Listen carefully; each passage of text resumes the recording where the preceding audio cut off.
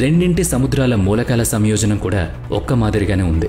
అనగా ఏంటంటే యూరోపా మహాసముద్రాల అంతర్భాగంలో అంటే ఆ లోతుల్లో హైడ్రోథర్మల్ వెంట్స్ ఉండే అవకాశం మెండుగా ఉండాలంటున్నారు శాస్త్రవేత్తలు.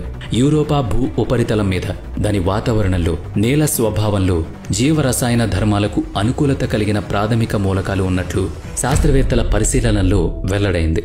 అవి మనం చెప్పుకుంటున్న carbon, hydrogen, oxygen, sulphur, nitrogen, phosphorus మొదలైనవి. మరిక తెలియాల్సిందల్లా అక్కడ జీవం ఏ రూపంలో ఉందన్న సంగతి మాత్రమే.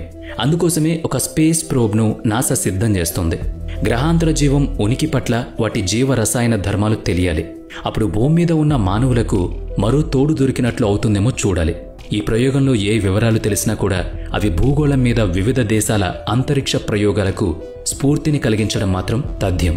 చంద్రయాన్-3 ప్రయోగం ద్వారా అంతవరకు ఎవ్వరూ చేరని చంద్రుని చీకటి ప్రాంతాన్ని పరిశీలించగలిగిన భారత్ మరింత మందికి ప్రేరణ కలిగించింది కదా. అసలు దాని ప్రయాణ మార్గమే గొప్ప ఆసక్తికరంగా చౌకగా జరిగిందన్నది అగ్రదేశాల్ని కూడా ఆశ్చర్యపరిచింది. స్లింగ్ షాట్ పద్ధతిలో భూమిని 5 సార్లు చుట్టి భూ ఆకర్షణను వదిలించుకుని ఒక్కసారిగా అది చంద్రుని వైపు దూసుకుపోయింది. ప్రతిరోజు మనము విశేషాల్ని అనుసరిస్తూనే ఉన్నాం. ఇప్పుడు యూరోపాను చేరడానికి కూడా మనం ప్రేరణను అందించాం.